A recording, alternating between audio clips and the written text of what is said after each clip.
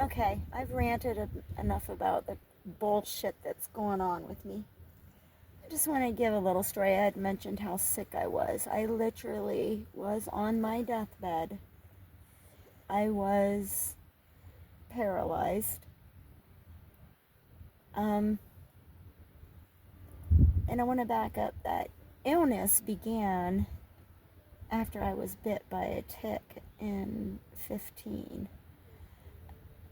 Almost a year exactly later, I was in the hospital for the first time.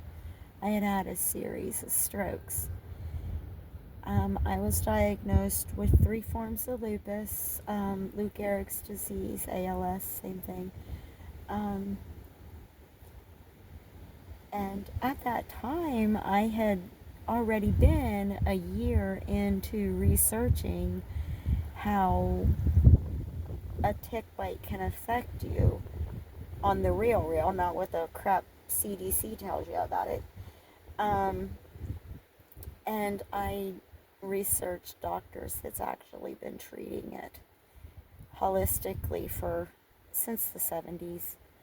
Um, and I just took parts of each one of their recommendations of how they treated it and put it together.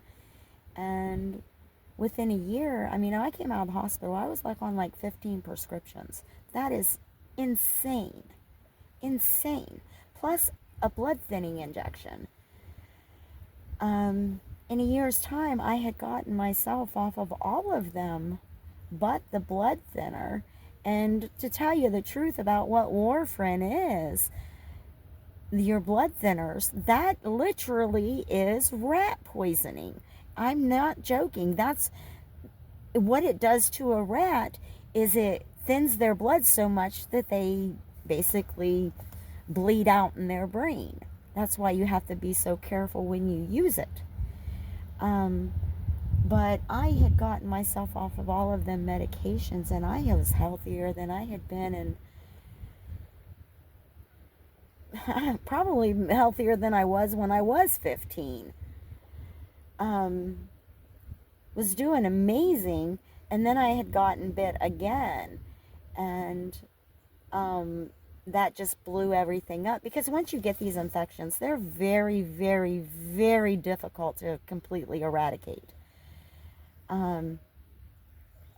And doing so can make you sicker than you are, because killing off what causes the illnesses creates a biotoxin that pollutes your body even more. So it can make you really, really sick trying to eradicate them. You've got to do it in a very slow process. But what I have discovered is that we are so misconstrued that just a tick bite can give you Lyme disease, and an antibiotic will take care of it.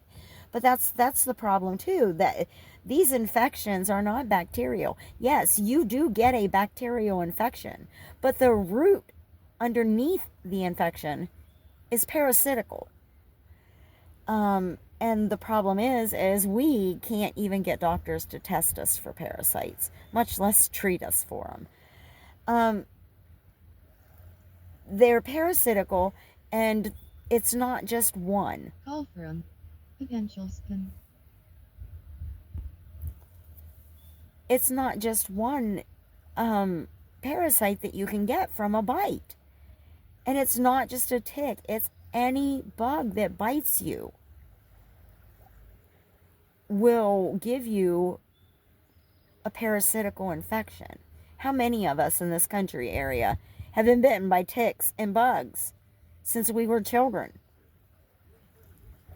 And now you're diagnosed with all kinds of autoimmune diseases. Well, that's because these parasites invade your immune systems. And Biology 101, your immune system is to fight off infections. So if you have some of your immune cells that are infected and some that are not infected, the ones that are infected are going to attack the ones that are not or that are infected. There, your immune system is attacking itself. Therefore, you have autoimmune diseases. And it just depends on which parasite you get, depends on which autoimmune disease you get. The parasite that is behind the Lou Gehrig's disease, the ALS, is a sister to malaria. Okay, and the medication that I used for that was that hydroxychloroquine that they suggested to use for the COVID cooties. Okay, well, if that's the case, then they knew that COVID was parasitical. And instead of you having to be bit by a bug for it, they've made it airborne with nematodes.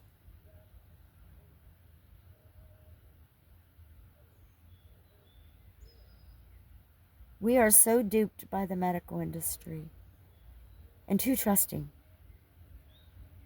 Yeah, no, not everybody has the kind of knowledge that I have regarding things like this. But isn't it our own responsibility to learn it? And then we want to take the fact that, oh, we can just pop a pill and everything's okay. No, it's not. Because we're not treating the underlying cause. We are treating the symptoms. I treated the underlying cause for my ALS. I gave my body an overhaul, like you would your car engine. And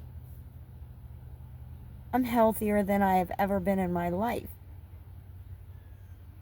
I'm still considered disabled. I do struggle occasionally with my symptoms.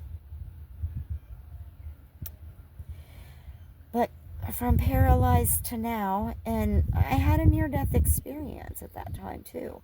And doing so, that's woke up all of my clear abilities that were laying dormant. So, navigating through all of that can be a little distracting. Unfortunately, one of the clear abilities I was given was to be able to see people that are possessed with demons. Does that make me psychotic? Was Sylvia Brown considered psychotic? Any of these other famous clairvoyant people, are they considered psychotic? Are they considered delusional? No, we respect them. So why am I crazy? Why am I delusional? Maybe y'all should check yourself. But anyways, I wanted to give a little heads up on where I'm from on my health wise and a little bit of my story.